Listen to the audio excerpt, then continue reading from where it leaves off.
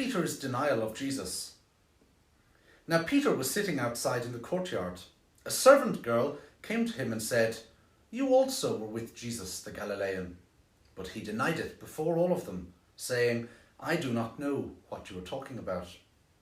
When he went out to the porch, another servant girl saw him, and she said to the bystanders, "This man was with Jesus of Nazareth."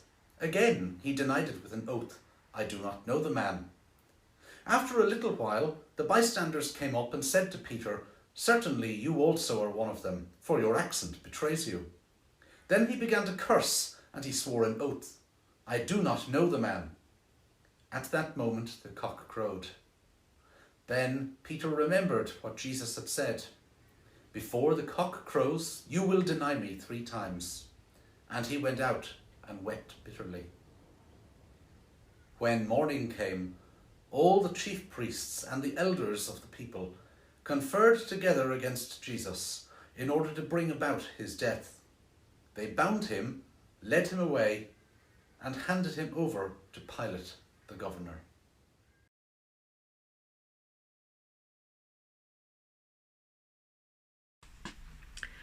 When I was reading this passage, the question I had in my head was, what can I learn from this? And when we see Peter in this particular situation, we see him in a place that he is perhaps uncertain of.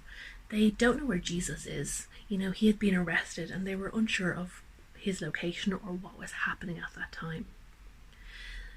This kind of atmosphere may have been quite tense. They were even unsure of their own safety. I think for Peter, when he did deny Jesus 3 times, there was that sense of, perhaps I need to feel safe. Perhaps I need to kind of do this in order for me to see where Jesus is, or to just regain some control. Now, when we look previously at when Jesus said to Peter that you will deny me 3 times, just before that, Peter says, like, I will go to prison for you, even to death. And then Jesus has to almost stop him and say, this is what you're going to do. You're going to deny me 3 times. And this wasn't a test from Jesus to Peter. I think this was a message and a learning curve for Peter. I think Jesus was saying, you know, this situation is going to come up. You will deny me. But I know that you love me. I know that you will do anything for me.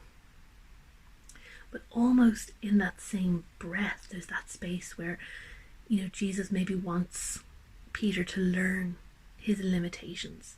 Because Peter is so loyal. Peter will go to the ends of the earth for Jesus.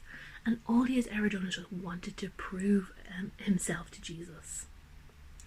But I also think, because of that loyalty, there's a side of Peter where he just goes too far and he doesn't understand when he needs to kind of pull that back.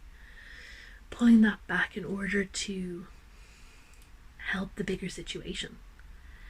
And also understanding his limitations and his limits as a person.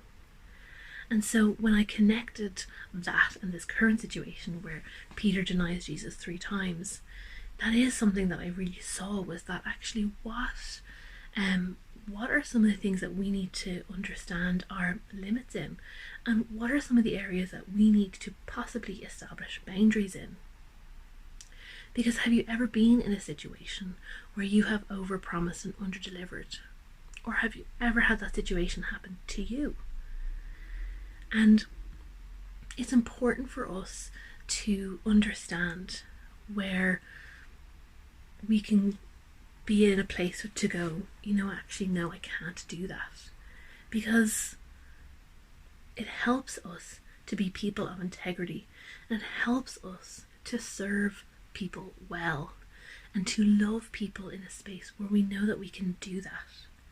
And that's not to say that boundaries can't be changed, you know, because the more we learn about ourselves, the more we grow, and we can choose to grow, and we can choose to move those boundaries, and then we can choose to love more, and we can choose to show more in that aspect.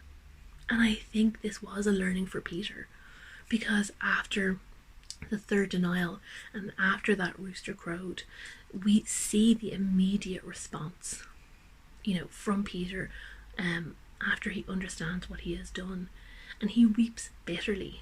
And it's not just a let's just brush this off. It is a weeping, it's a lamenting of what he's done and the understanding of that.